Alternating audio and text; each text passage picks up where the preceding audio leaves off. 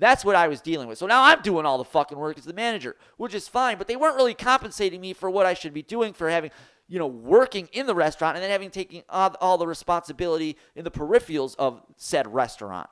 Is what was happening was you would get a call from the home office that was basically dictating policy, almost like our friend said here, where you have this home office, this company saying, preaching certain ideals. And in this case, these people were preaching, these same ideals. This is right around that Black Lives Matter stuff was going on, and I think they put something out that we support Black Lives Matter. That's fine, but you're just selling tacos, bro. I do know what you're trying to do. They want to make sure young people want to still work there, but just say nothing. Good God. And anyway, so these people from the home office are running the company from home while I'm in there dressed like a surgeon frying fucking tacos like a bitch.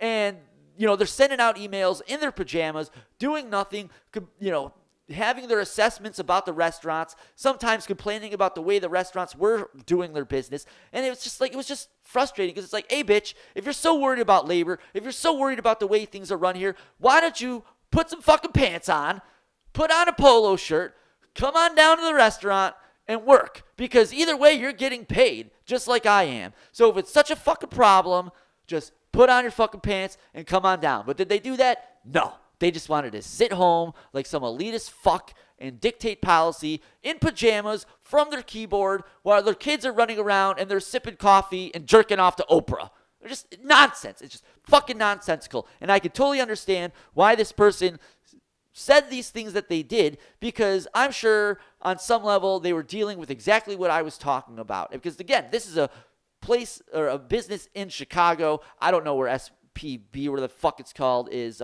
headquartered, but it's just an abomination of what these companies are doing to the people that they employ. What I had to go through, what the whole restaurant sector had to go through during COVID, and just how these businesses treat their employees. Like down here in Central Florida, I don't know what it's like anywhere else, but here what's really crazy is you can see what they're doing. Like when I was first getting into the restaurant industry, there was a lot of guys in their 50s and 60s that were still working 8-9 hours a day, and they were working hard. But guess what? They were also being paid, high 5 digits, 6 digits in some cases. Some of those guys have been working for, in the restaurant industry or for that company for 20 plus years. And, so they'd been with it as a brew. I mean, whatever the situation may be, they had been working in the restaurant industry for so long and staying in it for so long because it was paying so well.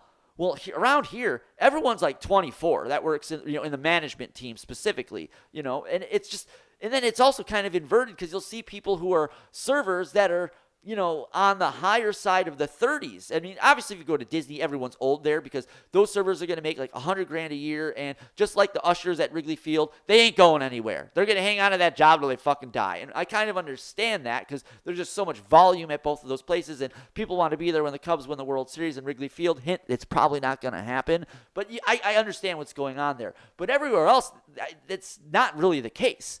You go to Chili's, Macaroni Grill, what a corporate restaurant, insert here. You go there, the managers are all 25. Why? Because they're too fucking stupid to understand that they're being underpaid. That job that they're working, it used to pay $80,000, $90,000, $120,000 in some cases, depending on where you're at. It probably came with a company car too. In fact, I know it does. That would be a place called Miller's Ale House. There's a general manager that used to work there that told me that. $120,000 a year and a car. Do you think they're paying that now? And the story like this is exactly why. They don't give a fuck about you. They just want you there. If you're a body that can breathe, they're going to pay you that shit wage. They're going to treat you like shit. And they're going to ask you to come in and do it all over again. And they're going to give you just enough money to come back for more.